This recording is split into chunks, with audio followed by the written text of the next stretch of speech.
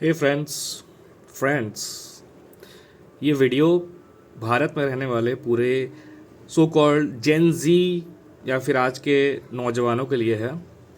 जेन जी का मतलब तो मैंने इंटरनेट पे पढ़ा तो 1996 के बाद जो पैदा हुए हैं वो जेन जी कहलाते हैं। तो इस हिसाब से I am not a Gen Z any more. तो बात ये है ना कि उन सभी जेनजीज के लिए मेरा एक वीडियो है कि कौन सी दिशा में जा रहे हो आप लोग, कौन सी दिशा में जा रहे हो बताओ ना। आपको आपको आपके राज्य के गवर्नमेंट से प्रॉब्लम है, आपको आपके देश के गवर्नमेंट से प्रॉब्लम है, तो गवर्नमेंट को गाली दो ना। क्या है, सब देते हैं।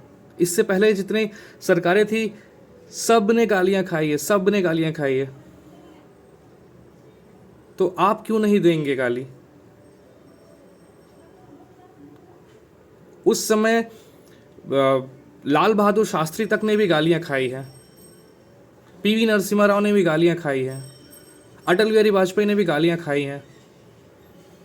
आज कुछ पार्टियां हैं जो इंदिरा गांधी को बड़ा बताती हैं, जवाहरलाल नेहरू जी को बड़ा बताती है, चंद्रशेखर जी को बड़ा बताती है। सब ने, सबकी सरकारों ने गालियां खाई है। और यही तो काम होता है देश के जो सिटीजन्स का, कि गवर्नमेंट को क्वेश्चन करें। अगर ज़्यादा कुछ बुरा है तो उनसे थोड़ा सा बहस करे, थोड़ा सा नहीं, बहस करे अपने भाषा में, जिसको जो भाषा आता है। 22 ऑफिशियल लैंग्वेजेस हैं शेड्यूल 8 में, कॉन्स्टिट्यूशन में। उस 22 भाषा या फिर उससे भी ज़्यादा जितनी भी भाषाएं बोली जाती है हमारे देश में, उन सभी भाषाओं से प्रश्न पूछे सरकार से। मगर सरकार का विरोध करते करते आप देश के विरोध चले जा रहे हो। अभी एक प्रोटेस्ट, जेनजी प्रोटेस्ट जिसका नाम दिया गया, जेनजी प्रोटेस्ट पेपर लीक के लिए। चलो, मैं जो भी वहाँ पे खड़े थे स्टूडेंट्स आंदोलन कर रहे थे कि पेपर लीक नहीं होना चाहिए, नहीं होना चाहिए, बहुत गलत है। मैं आपका साथ देता हूँ, मैं आपके साथ हूँ, हमेशा खड़ा रहूँगा टिल द डे लास्ट। मगर उसी प्रोटेस्ट में अगर कोई सेलिब्रिटी प्रोटेस्टर, हाँ ये वर्ड सुन लो, सेलिब्रिटी प्रोटेस्टर, आज के दिन में ये जो सेलिब्रिटीज़ है ना, ये लाइमलाइट में आने के लिए प्रोटेस्ट पे जाना शुरू कर चुके हैं। इनका तो फिल्म वगैरह नहीं चलते, और अगर फिल्म प्रमोट करना होता है तब ये देश के युवाओं के बीच खड़े होते हैं। तो सेलिब्रिटी प्रोटेस्टर्स जाके वहाँ पे उनके सामने नारे लगे, क्या आर्टिकल 370 नाम रहेगा बस ढिमका फलाना का। हिंदू धर्म, सनातन धर्म को बदनाम किया गया। एक महाराज जी हैं, प्रेमानंद महाराज जी, उन पर क्वेश्चन करे गए। दूसरे दिशा में चले गए थे। पता है तुम लोग दूसरे दिशा में चले गए थे। मैं आपको एक एग्जाम्पल के साथ बताता हूँ। टिल 1915 साल तक जब भारत ब्रिटिशर के अंडर में था ना, उस समय भी तो जेनजीज थे। जेनजीज क्या, उस समय के यूथ जो थे। हर एक जो जनरेशन आता है वो अपने प्रीवियस जनरेशन से ज़्यादा कुछ इनोवेटिव होता है ना। तो उस समय भी यूथ थे, लेकिन वो भी उस समय प्रोटेस्ट कर रहे थे। उनका काम क्यों नहीं आ रहा था? उस समय भी एक्सट्रीमिस्ट थे। सरकार, उस समय की ब्रिटिश सरकार पे बम मारना, गोली मारना करते थे, मगर वो सक्सेसफुल क्यों नहीं हो पाए? आज़ादी 1915 में ही क्यों मिल नहीं गई? द रीज़न इज, उस समय दिशा दिखाने वाला कोई नहीं था। अगर आपको प्रोटेस्ट करना है तो आपको आइडियोलॉजिकल प्रोटेस्ट करना है। एक बंदा था जो समझ गया था कि ब्रिटिशर के ऊपर अगर हम फिजिकली हमला करेंगे तो ब्रिटिशर हमें दबा देंगे, तो हमें ब्रिटिशर्स के लेवल तक उठना पड़ेगा आइडियोलॉजिकली उनका विरोध करने के लिए। इसीलिए उस समय महात्मा गांधी नाम का उस समय का नौजवान, हालांकि उनकी उम्र थोड़ी ज़्यादा हो गई थी, मगर एज यू से जनरेशन दैट टाइम, उस समय का नौजवान साउथ अफ्रीका से आया और मास एजिटेशन किस तरह पीसफुली करते हैं वो उन्होंने समझाया। चंपारण, अहमदाबाद, ये सारा हिस्ट्री देखो यार। आज के जेनजीज को मैं बोलना चाहता हूँ, अपने देश का हिस्ट्री जानने के लिए आपको कोई यूपीएससी का प्रिपरेशन नहीं करना होता है। आपके स्कूल में आज सब चीज़ डिजिटल हो गया है। आपके दिमाग में और अच्छे से बैठेगा। एनिमेशंस वगैरह सब आ गए हैं। हमारे टाइम में हमें खाली बुक मिलता था पढ़ने के लिए, हम एनिमेट करते थे अपने दिमाग में कि ऐसा हुआ होगा वैसा हुआ होगा। मैं तो हिस्ट्री में स्टोरी लिखता था यार। मुझे अपने टीचर हिस्ट्री की कॉपी में ब्लफ मास्टर लिख के देते थे कि क्या स्टोरी बना रहा है। तो आपके पास तो आज संसाधन है, आप देखो ना, यूट्यूब सर्च करो ना अपना हिस्ट्री। अगर किसी को किताब पढ़ना है तो जाओ ना, जाके लाइब्रेरी वगैरह में व्लॉग बनाओ ना, आप लोग पढ़ो, अपने देश के बारे में पढ़ो। तो उस समय आपको पता चलेगा कि महात्मा गांधी नाम का जो नौजवान उस समय, मतलब Mohandas Karamchand Gandhi to be precise at that time, Mahatma का नाम तो ने बाद में रविंद्रनाथ टैगोर जी ने दिया था, रविंद्रनाथ ठाकुर जी ने दिया था उनको। तो ये देखा, मेरे अंदर भी ब्रिटिशर इन्फ्लुएंस है, पता नहीं क्यों आज भी। तो he protested peacefully and he made people understand a peaceful protest. उसके बाद आप उनका सत्याग्रह, खेड़ा, अहमदाबाद, उसके बाद चंपारण देख लो, आपको समझ आ जाएगा कि आंदोलन कैसे करते हैं। और आंदोलन ना एक बार में ना मतलब सेंटर पे मत करो यार, छोटा छोटा शुरू करो, छोटा छोटा छोटा छोटा। अगर जहां आपको प्रॉब्लम दिख रही है वहां शुरू करो। मैं आपको एग्जांपल देता हूँ, छोटा आंदोलन क्या होता है। हमारे बंगाल में, पश्चिम बंगाल, आपने देखा होगा इलेक्शन का रिजल्ट एंड ऑल, सबको लग रहा है, मीडिया, यूट्यूब वाले, आप जो भी एल्गोरिथम आज के दिन में चल रहा है कि सेटिंग है, ये है, वो है। बट ट्रस्ट मी, यहाँ के जो वर्कर्स हैं, आरएसएस के बोलो या फिर बीजेपी के बोलो, इन्होंने छोटा छोटा छोटा छोटा विक्ट्री पाके आज ही बड़ा विक्ट्री इन्होंने हासिल किया। 208 सीट्स सपने में नहीं होता है। तो ये भी एक प्रोटेस्ट, छोटा छोटा प्रोटेस्ट का ही नतीजा है। और जो जेंजी है ना, मैं उनको बोलना चाहता हूँ कि डायरेक्ट अन्ना हजारे बनने का सपना मत देखो। अन्ना हजारे बनने का सपना मत देखो। अन्ना हजारे के समय में क्या हुआ था, क्यों हुआ था, मैं थोड़ी देर में आ रहा हूँ, रुको, थोड़ी देर में आ रहा हूँ। तो मैं महात्मा गांधी जी पे था। तो उस समय का मास एजिटेशन पीसफुली, उनसे इंस्पायर होके कई और संस्थाएं बनी, उनसे इंस्पायर होके कई और संस्थानें बनी जो कि पीसफुली काम करना सीख रही थी अभी। तो एट द एंड हमें आज़ादी बैटल ग्राउंड में नहीं, ऑन टेबल मिली। आज़ादी के बाद क्या हुआ नहीं हुआ इसके मैं भी बाद में आऊँगा। बट आप ये देखो, आप जेंजी या फिर जो भी आपका जेन, जो भी आपको बोला जाता है, मैं आपके इनोवेटिव आइडियाज़, थॉट्स, मतलब थॉट प्रोसेस, काम करने की सहूलियत, इन सभी का सम्मान करता हूँ। आई रेस्पेक्ट। बट एक चीज़ आपको भी सीखना पड़ेगा, आपको भी अपने देश की हिस्ट्री, देश की जो सभ्यता है उसके बारे में जाननी पड़ेगी, तभी जाके आप आगे चल पाओगे। पास्ट को अगर दिमाग में नहीं रखोगे, पास्ट क्या, मैं पास्ट गलत बोल रहा हूँ, हिस्ट्री को अगर आप दिमाग में नहीं रखोगे तो आप हिस्ट्री क्रिएट नहीं कर पाओगे। आप में बहुत टैलेंट है, आप में, हर एक जेंजी में मैं मानता हूँ कि टैलेंट है, क्योंकि उसको आज के ज़माने में संसाधनें ज़्यादा मिलती हैं। तो आपके पास बहुत दिमाग है, दिमाग को सही जगह में लगाओ, भटको मत। भटकाने वाले कहीं होंगे, उनका क्या जाता है, उनका क्या जाता है। मैं और गंदी भाषा यूज़ करूं तो जो ये सेलिब्रिटी प्रोटेस्टर वगैरह होते हैं या फिर नए नए जो प्रोटेस्टर जो अपने आप को गांधी प्रूफ करना चाहते हैं ना आज के दिन में, ये सभी आपको, आप जेंजी को ऐसे कॉन्डम यूज़ कर रहे हैं, ऐसे कॉन्डम यूज़ कर रहे हैं। आपसे काम करवा लेते हैं, फिर आपको उतार के फेंक देते हैं। ये जो अभिजीत दीप के ना, क्या नाम है उसका बंदे का, माइंडसेट प्रोटेस्ट करने का था, आया, पेपर लीक उस समय हो गई, बहुत दुखद घटना है, लेकिन उसने उस चीज़ का फ़ायदा उठाया, सभी को मास एजिटेट किया, मार दंगे हुए वहाँ पर, कुछ कुछ हुआ, गवर्नमेंट के विरोध स्लोगन लगे, सभी को पता है। जेंजी तो मतलब उनसे अपना पेशेंस होल्ड नहीं किया जाता है। वो देश के प्रधानमंत्री, गृह मंत्री, सबको गालियाँ बक रहे हैं। आर्मी को भी गालियाँ पड़ी है, मैंने वो बहुत सारे वीडियो देखे हैं। प्रोटेस्ट दूसरी तरफ में चला गया, प्रोटेस्ट ख़त्म हो गया, रिज़ाइन धर्मेंद्र प्रधान जी ने कर दिया। अब उस प्रोटेस्ट साइड में जो जेंजियों ने गंदगी फैलाई थी वो सभी के नाम पे एफआईआरें हो रही हैं, और ये अभिजीत दीप के नाम का जो महात्मा गांधी बनने चला था, गांडू बन के रह गया, वो लापता है। वो ट्वीट करता है, ट्वीट कि फिर से हम लोग आएंगे, फिर से हम लोग भीड़ करेंगे। तबे हद इंसान हो तुमने देश के एक बड़े चंक ऑफ पॉपुलेशन को बिजी करके चले गए कहीं और।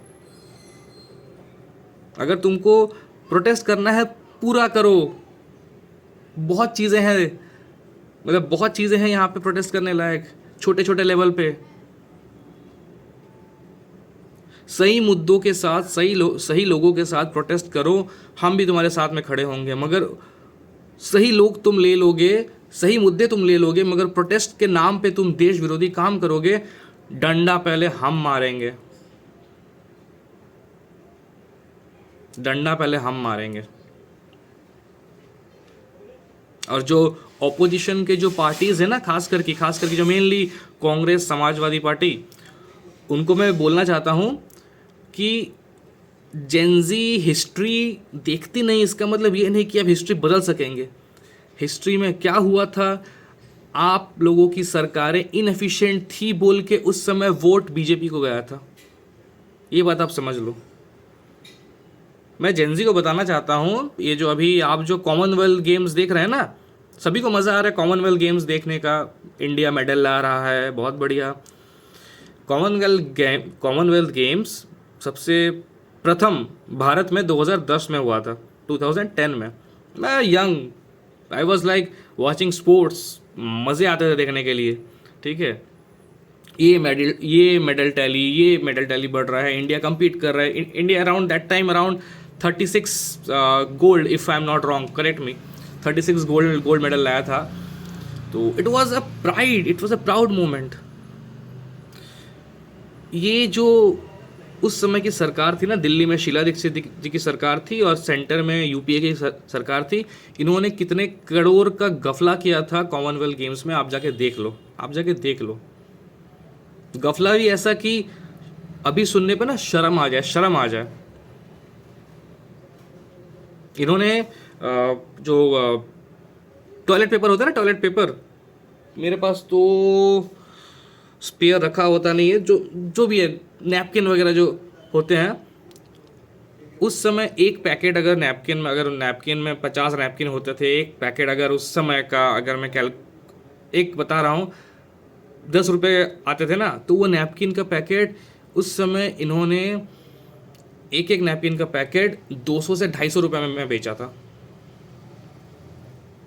ये level of corruption Commonwealth games में हुआ था। राहुल गांधी को याद नहीं है, सोनिया गांधी जी भी भूलने की कोशिश कर रहे हैं, लेकिन आप अगर अपने देश के हिस्ट्री में जाएंगे तो आपको दिखेगा कि what was the amount of that corruption. मुझे नाम आज भी याद है, सुरेश कलमाड़ी, इंचार्ज, गिरफ्तार किया गया था। उसको as a scapegoat government ने यूज़ किया था उस समय का, ताकि शीला दीक्षित जी और ये जो माँ बेटे जो आज के दिन में, अब तो माँ बेटे और बहन भी आ गई है, इन लोग अपना मतलब लोगों के सामने साधु सजते हैं, और उसका पति भी। इतना स्कैम हुआ था, इतना scam. Anna Hazare, Arvind Kejriwal, India against corruption वाला जो मूवमेंट था, वो ऐसे नहीं हुआ था उस समय ना। 2010 से बता रहा हूँ, 2012 के बीच हर महीने एक स्कैम के खबर आते थे, 26/11 जो 2008 में हुआ था, 26 नवंबर 2008 में हुआ था, उसके तक के पोल पट्टियाँ 2011-12 तक खुलती थी कि क्या क्या हुआ था वहाँ पर, रोज़ नए खुलासे होते थे।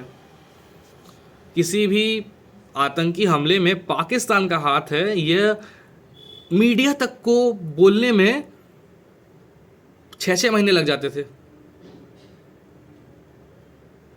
जिस समय 26/11 का हमला हुआ था ना, 2008, ठीक है, सबको पता है पाकिस्तान ने किया है, साला जो पाकिस्तान में बैठा है उसको ही पता है कि ये तो अपने बंदे हैं।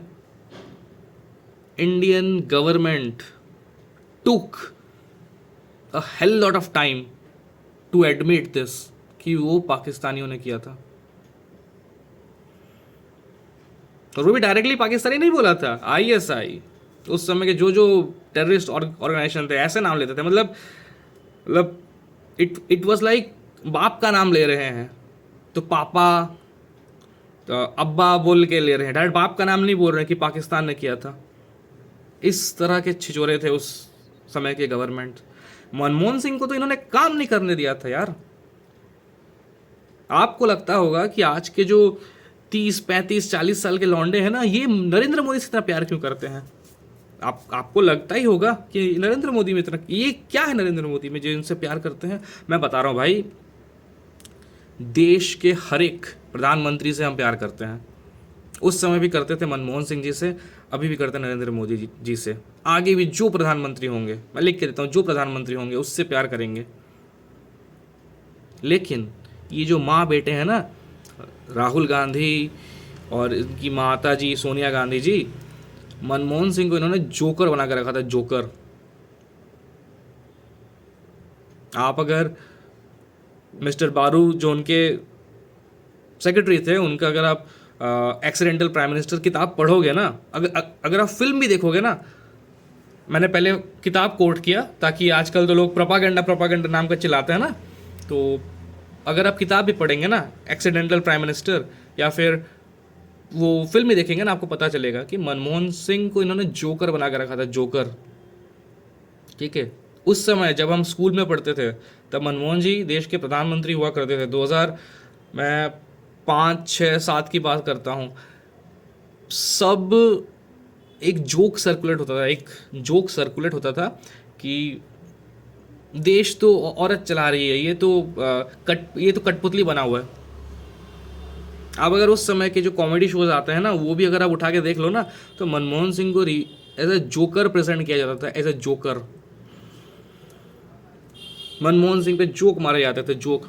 मैं ये नहीं बोल रहा हूँ कि किसी भी इंसान को फ्रीडम ऑफ स्पीच नहीं है, लेकिन एक दायरा होता है। आज के जो ये बच्चों ने, ये जो सो कॉल्ड भटके हुए जेंजीज ने जो नरेंद्र मोदी जी का अपमान किया है ना, माँ की गाली दी, उनके सेक्सुअल लाइफ को लेके बोला, blah blah, this and that, Gen Z language. यार वो बंदा तुम्हारे लिए जी जान लगा रहा है। वो भले ही एजुकेटेड ना हो उतना तुम्हारे जैसा, मगर he is trying hard to make the country become strong. तुमको क्या लगता है कि चिल्लाओगे, प्रोटेस्ट इतना गंदे तरीके से करोगे, राहुल गांधी प्रधानमंत्री बनेगा? अरे राहुल गांधी निकम्मा है भाई, निकम्मा है, राहुल गांधी निकम्मा है। ना तो उसकी पढ़ाई इस देश में हुई है, ना तो उसको उस देश से कुछ आता जाता है। उसके दिमाग में बस एक ही चीज़ है कि मेरा दादी प्रधानमंत्री थी, मेरा बाप प्रधानमंत्री था, मैं प्रधानमंत्री बनूंगा। अब उसने प्रधानमंत्री का जो पद है ना, ओहदा, उसको अपने बाप की जागीर समझ के रखी है। और उत्तर प्रदेश में ये मुलायम सिंह जी का बेटा, तेरे पास तो 5 साल था ना अखिलेश भाई, तेरे पास तो 5 साल था ना। मैंने देखा है तूने 5 साल में क्या तूने बदमाशियां की है। यूपी सरकार ऐसे ऐसे नहीं पलट गई भाई। वो क्या नाम था जो मर गया डायरेक्टली शूट आउट पे, उसके थ्रू तुमने कितनी अराजकता फैलाई है, तुमको पता है। और तुमको उत्तर प्रदेश का भी मुख्यमंत्री बनना है 2027 में। पब्लिक जो जेंजी बच्चे जो फर्स्ट टाइम वोटर है ना, अगर इनको तुम्हारी सच्चाई पता चल जाए ना, ये मतलब चमड़ी उतार देंगे तुम्हारी यार।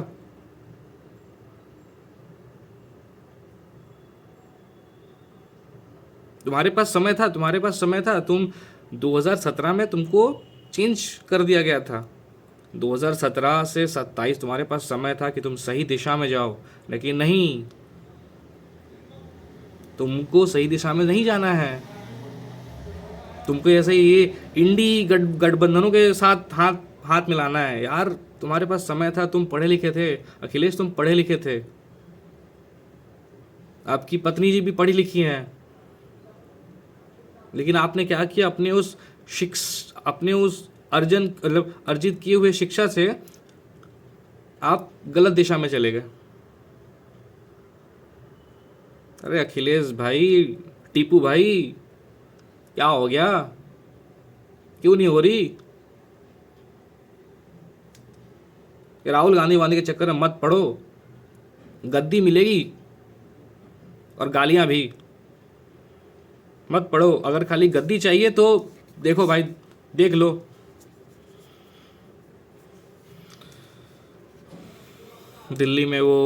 दिल्ली क्या, पंजाब में वो केजरीवाल, मतलब भाई अन्ना हजारे के साथ वो कंधे से कंधा मिलाकर बैठता था, और आज वो भाई पता नहीं उसको क्या हो गया, उसको किस देश ने उसको खरीदा है, मुझे समझ नहीं आ रहा।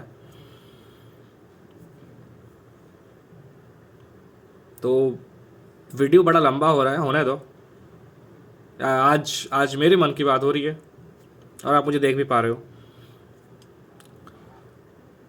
तो हम हर एक देश के प्रधानमंत्री से उतना ही प्यार करते हैं, करते रहेंगे, लेकिन हमने प्रधानमंत्री जी को, हमारे देश के प्रधानमंत्री को जोकर बनते हुए देखा है। Not even once, more than once. PV Narasimha Rao जी,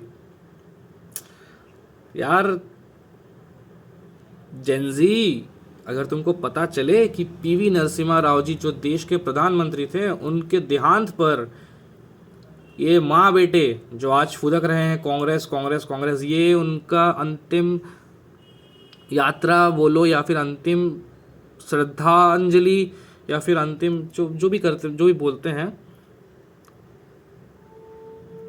इस तक में नहीं गए थे। तो अब सोच लो तुम लोग, इन लोग किस हद तक तुम्हारे लिए सोचते होंगे, फिर सोच लो अब।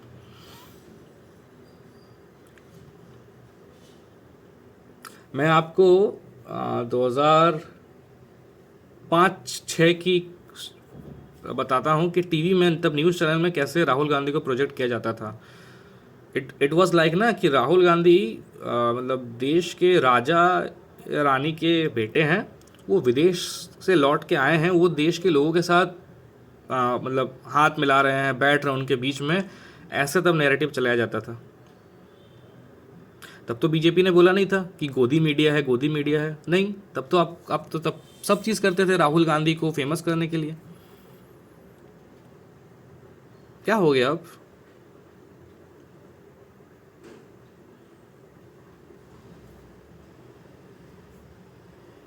इन्होंने कांग्रेस के लिए, पता है, कांग्रेस के लिए एक मैं चीज़ बोलना चाहता हूँ कि एक मुहावरा है या फिर एक शायरी समझ लो उसको, कि ऐसा कोई सगा नहीं जिसको कांग्रेस ने ठगा नहीं। समझे? 1975 से लेके 1999 तक, ठीक है, कांग्रेस ने हमेशा बस सत्ता का मोह माया था उसमें, उसको पाने की कोशिश की है, और इस कोशिश में उन्होंने कई प्रधानमंत्रियों के साथ बदसलूकी की है, कई प्रधानमंत्रियों के साथ।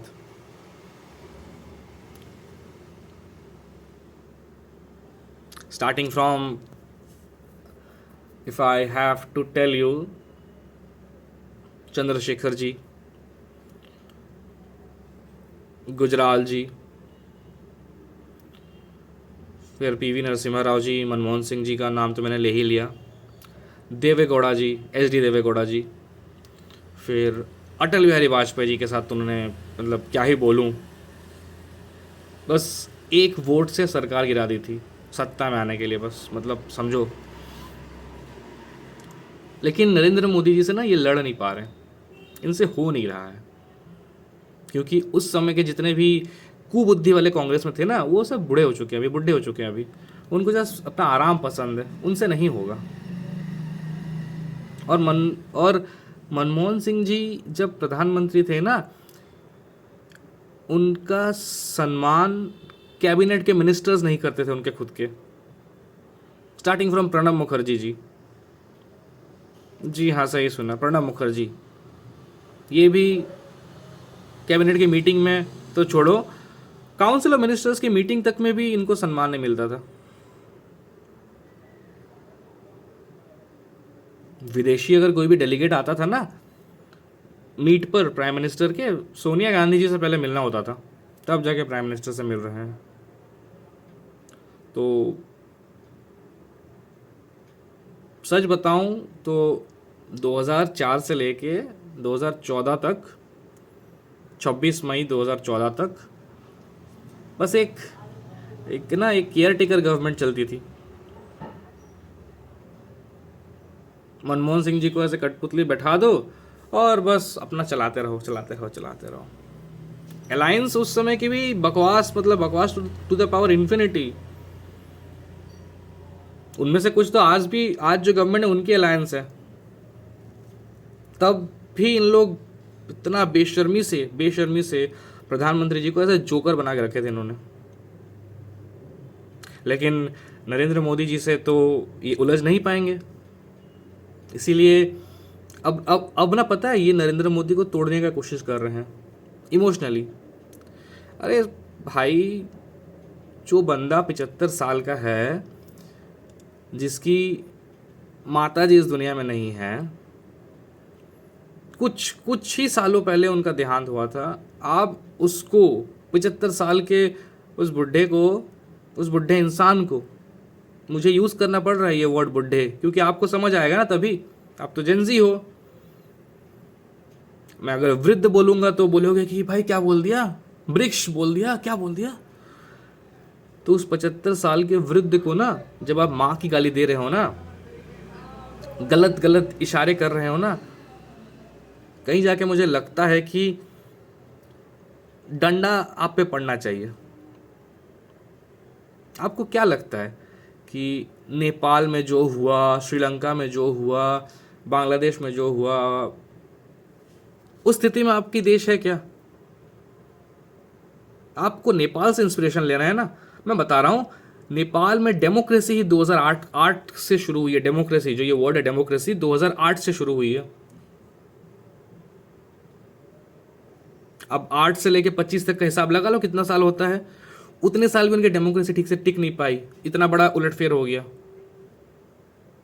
श्रीलंका, LTT का नाम सुना है?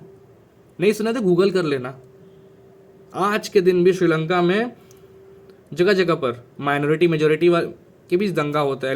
वहाँ तो लैंग्वेज मेजोरिटी माइनॉरिटी है, अभी भी होता है। और Sri Lanka was in a state of hyper inflation. 2021-22 में ना, वहाँ एक दूध का पैकेट जो 20 रुपए का आता है ना, वो 200 रुपए तक मिलता था। और Bangladesh, oh my God, how can I forget. ये साले अपने जो सगे हैं ना, उनके सगे नहीं हो पाते हैं, और आपको लगता है कि बांग्लादेश आप सीख लोगे। ओ कम ऑन। इनका जब प्रोटेस्ट चल रहा था ना, तो एक वीडियो वायरल हुआ था कि एक जो प्रोटेस्टर है वो उनकी जो प्राइम मिनिस्टर है शेख हसीना जी, उसके घर में घुस गया था, और शेख हसीना जी का जो मतलब इनर वेयर है उसको लेके ये वीडियो कर रहा है। तो उस देश के लोगों की मानसिकता सोचो आप। मत लो इनसे, उनसे इंस्पायर मत हो भाई, उनसे इंस्पायर मत हो। आज के जेनजी को अगर इंस्पायर होना है ना, तो देखो मैं आपको एक बात बताता हूँ। आप किसी कंट्री के इतने लोगों से क्या इंस्पायर हो रहे हो? आप इंस्पिरेशन रखो ना अपना। आपको इंस्पायर करने के लिए वर्ल्ड लेवल पे लोग बैठे हुए हैं, इनके लाइफ से इंस्पिरेशन लो ना। जितने भी मेरे जितने भी जेनजी बंधु हैं, जो ये जेनजी फ्रेंड्स हैं जो ये वीडियो मेरा देखेंगे, क्रिस्टियानो रोनाल्डो एक फुटबॉलर हैं, सभी को पता है। क्यों पता है? फुटबॉलर हैं, स्टाइलिस्ट हैं, गोल अच्छे मारते हैं, किक अच्छे मारते हैं, अमेजिंग फिगर, अमेजिंग फिटनेस, उनका सेलिब्रेशन शू, मगर वो रोनाल्डो को ऐसे तुम लोग अगर जानते हो ना, तो रोनाल्डो का जो लाइफ है, बैक स्टोरी है, उससे इंस्पिरेशन लो ना, खुद को बिल्डअप करो ना। पता है ये जो रोनाल्डो फैंस है ना, कुछ कुछ फुटबॉल के जो टॉक्सिक फैंस हो, तुम लोग जेंजी भी, हाँ, जितने भी जेंजी रोनाल्डो के जो टॉक्सिक फैंस है ना, वो उनका आधा टाइम और एनर्जी चला जाता है मेसी के फैंस को इंसल्ट करने में। अरे कहीं जाके यार, मेसी भी तो अच्छा प्लेयर है, बहुत अच्छा प्लेयर है रोनाल्डो की तरह। तो तुम लोग झगड़ा करने को छोड़ के तुम लोग रोनाल्डो के लाइफ से इंस्पिरेशन लो ना। हमारे देश में भी रोनाल्डो चाहिए, बहुत सारे चाहिए। तो मेंटलिटी वैसा बनाओ ना यार। लेकिन नहीं, तुमको अपना टाइम वेस्ट करना है, तुमको अपना टाइम किसी को गाली देने में वेस्ट करना है, रोने में वेस्ट करना है बिना मतलब का। अरे यार देखो, वो 2026 है अभी, ठीक है। तुम्हारी संख्या जो है, जेंजी की अगर मैं संख्या बोलूँ तो it is around 50 to 55 million. तो इस समय ना प्लीज़ तुम लोग अपना स्किल्स बढ़ाओ, अपने अंदर इमोशंस लाओ, अपने पास्ट हिस्ट्री देश का इसको जानने का कोशिश करो। बोलने से पहले एक बार सोच लो कि रिपरकशन क्या हो सकता है चीज़ों का। रैंडमली कुछ भी मत बोला करो, ठीक है। Think before you act. Please, इस देश में अगर स्वतंत्रता सेनानी शहीद आजम भगत सिंह जन्मे हैं, इस देश में अगर खुदीराम बोस जन्मे हैं, इस देश में अगर भारत का नौजवान जो कि उस समय का ICS एग्ज़ाम उसमें 4th रैंक ला कर छोड़ने वाला उस समय का नौजवान सुभाष चंद्र बोस पैदा हुए हैं, तो तुम भी इस देश की मिट्टी में ही पैदा हुए हो। मत करो ऐसा यार। हमारा एक्सपेक्टेशंस टूट जा रहा है, कहीं जाके हम हार मान जा रहे हैं कि आज से 25 साल 20 साल बाद हमारा जो ओल्ड एज होगा वो तुम्हारे भरोसे होगा। कसम से यार, आज के दिन में अगर कोई बाप देखे कि उसका बेटा जेंजी चीज़ें कर रहा है, बकवास चीज़ें कर रहा है, मतलब जेंजी बकवास नहीं, मतलब जेंजी और बकवास सेम नहीं होते हैं। जेंजी हो के भी अगर मतलब बकवास चीज़ कर रहा है ना, तो उस क्या मतलब, वो तो समय से पहले बोलेगा कि भाई रहने दे। जब एक जेंजी का पिताजी या माताजी ये देखेंगे कि उनका बेटा गजब हरकतें कर रहा है, तो वो तो एक बार सोचेंगे कि यार इस प्राणी के भरोसे मैं अपना ओल्ड एज गुजारूंगा या फिर गुजारूंगी नहीं ना। मैंने आपको देश का पॉलिटिकल हिस्ट्री बताया, करंट पॉलिटिकल हिस्ट्री के साथ, मतलब करंट पॉलिटिकल इवेंट्स के साथ जोड़ा। आपके पास रिसोर्सेज हैं, थोड़ा दिमाग आप भी लगाओ। गवर्नमेंट्स के डेटास होते हैं, आप लोग तो डेटास के साथ आजकल खेलते हो ना। जेंजीज आर लाइक पूरी इंटरनेट के अंदर ही हो आप लोग। आपको डेटास मिल जाएगा, उस डेटास को आर्टिफिशियल इंटेलिजेंस यूज़ करो, उसमें डालो। AI से पूछो कि is my country situation, economical situation, social situation, political situation is better than this country और नॉट। AI आपको बताएगा ये बेस्ट कंट्री में आप जी रहे हो अभी, बेस्ट कंट्री में।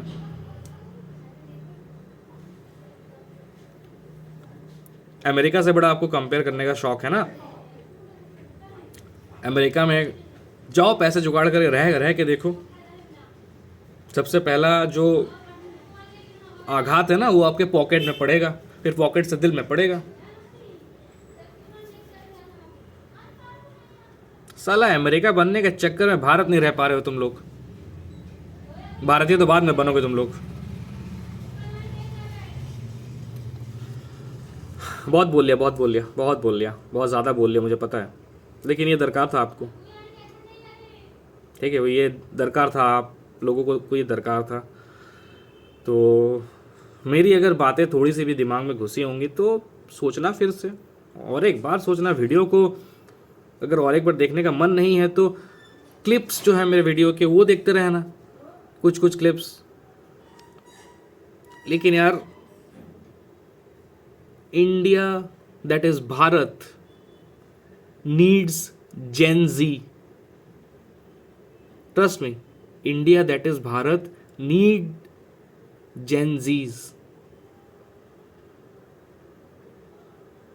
तो प्लीज ऐसा कुछ मत कीजिए, किसी के बहकावे में आके, किसी के इन्फ्लुएंस में आके ऐसा कुछ मत कीजिए कि इंडिया जो सपना देख रहा है 2047 का, आज़ाद हुए 100 साल बाद India is a different dam tech savvy विकसित भारत, उस सपने पे उसको डिले मत कीजिए, वरना 2047 के बाद जो जन्मेंगे ना वो आपको गाली देंगे। ठीक है, फिर वो आपका करेंगे गोप गोप गोप गोप करेंगे। ठीक है, प्लीज़ यार, please my Gen Z brothers and sisters, आप लोग मेरे से बहुत छोटे होंगे, कोई मेरे से 1-2 साल का ही छोटा होगा, बट यार प्लीज़ यार, come on, this is your country, love it like you love your self. तुम्हारा स्किन केयर रूटीन होता होगा, देश का नहीं है, तो देश को भी थोड़ा प्यार से केयर करने का रूटीन बना लो।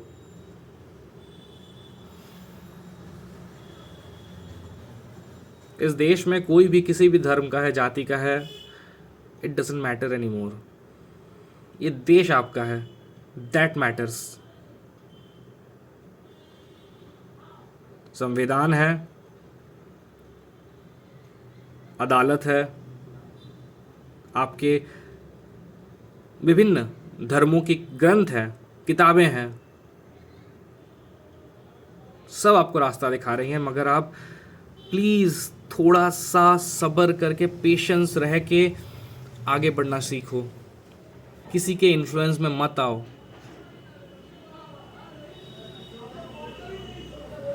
अगर आपको लगता है कि गवर्नमेंट आपकी बात नहीं सुन रही है तो उनको पीसफुली सुनाओ। टेक्नोलॉजी आ गया आज के दिन में, पोस्ट करो ऑनलाइन, भाषा सही रख के पोस्ट करो ऑनलाइन। मगर इन जो सत्ता के भूखे जिन लोग बैठे हैं ना, उनके बहकावे में आके अगर आप ऐसी हरकतें करोगे तो बाद में आपको पछताना पड़ेगा। You will have to regret in the coming future. So please, with all due respect to all the Gen Zs who will watch these videos and their parents also,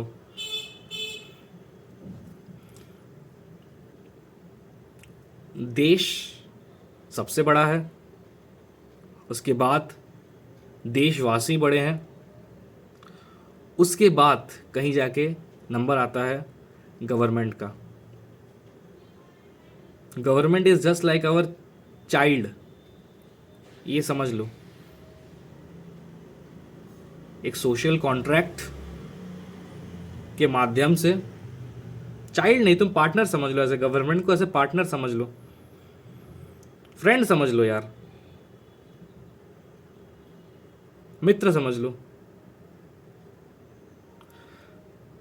if you take care of this country, if you take care of this country, then the country will take care of you with the help of the government। ठीक है, तो जितने भी citizens हैं, country का take care करो ना, country का टेक केयर करो, कंट्री तुम्हारा टेक केयर करेगी गवर्नमेंट के थ्रू।